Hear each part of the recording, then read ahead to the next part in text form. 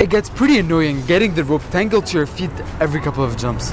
What's also more annoying is getting tired only after a couple of minutes of jumping. Which is why in this video we're going to cover 3 fundamentals you need to know to be able to jump rope for longer. Hey, what's up guys, Leon here. I really hope you're having a day as beautiful as it is here in Montreal. If you're new to this channel, simply said, here we do a lot of jump rope tricks, tutorials and reviews. Well, anything that has to do with a jump rope.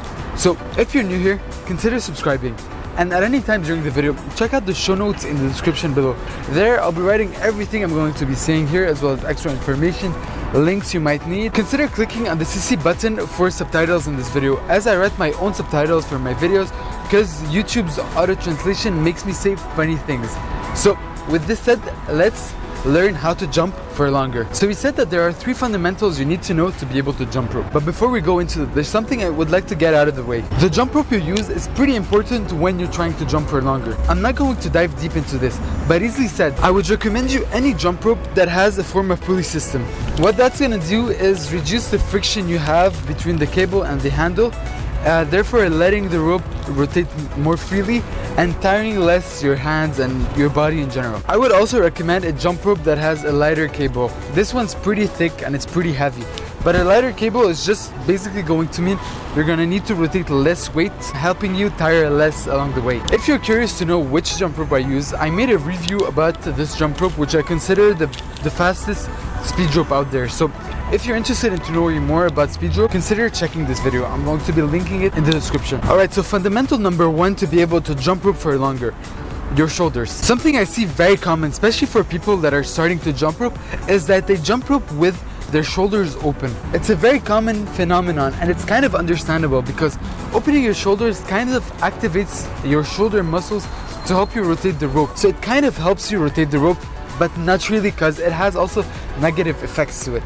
The first reason opening your shoulders doesn't help you skip for longer is that when you open your shoulders, you're actually making the rope going under your feet shorter. This means that you are reducing your margins of error. Using less fancy terms, it's just going to mean that you're gonna have more chances of getting the rope tangled to your feet. I'm sure you felt it, this uncomfortable burn in your shoulders 2 minutes after skipping rope. It's super uncomfortable, and this is also caused by opening your shoulders when jumping rope. This doesn't only tire you and waste your energy on something other than jumping. The pain in your shoulders also distracts you from what is actually important, which is jumping and keeping a good rhythm and tempo. Just thinking about something else while jumping rope distracts you, and it might cause between rope passing or actually tangling under your feet.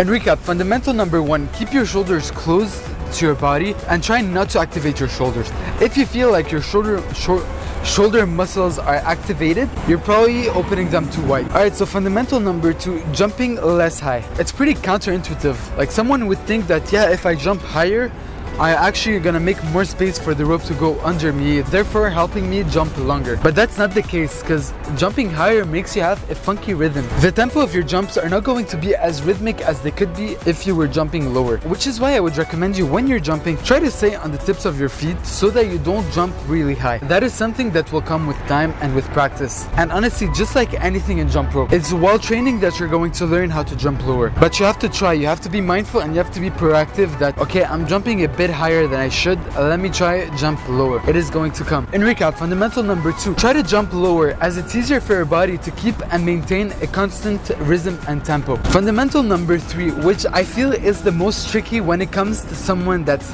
like just starting to jump rope, and it's actually getting your timing right. I found that the best way to be able to jump rope for longest is to actually count your jumps. So you're here jumping, and in your head you're like 1, 2, 3, 4, 5, you're counting. It's all a mental game, and counting is gonna help you keep and maintain a good tempo. I know you're going to reach that point where counting is just gonna seem too long, which is why using a metronome could help, and I've tried it, but it's boring as hell. Just imagine jumping rope for 20 minutes to this. That is boring. Which is why the second cure to having a good tempo is actually listening to music. That is the best thing about jump rope, and it's actually listening to music. I personally cannot jump rope without good music in my ears. It's a curse and a blessing, because if I forget my headphones at home, I start jumping rope and I'm like, this is like, it's not the same. Like, where's my I can't even do double unders now, you know? I feel I just lost all my skills. I recommend you to look for songs that have a constant tempo but are dynamic enough to keep you pumping and motivated. I found that electronic and house music works perfectly. If you guys use Spotify, I actually have a playlist with I think like 4 hours of jump rope songs that you can listen to in the gym. I've handpicked each and every song that has a constant rhythm and that is dynamic enough to keep me jumping. Like that is my go-to playlist when jumping rope in the gym. So recap of point number 3. Get your tempo on point by counting in your head, using a metronome, or listening to music that is going to motivate you. That was it, guys.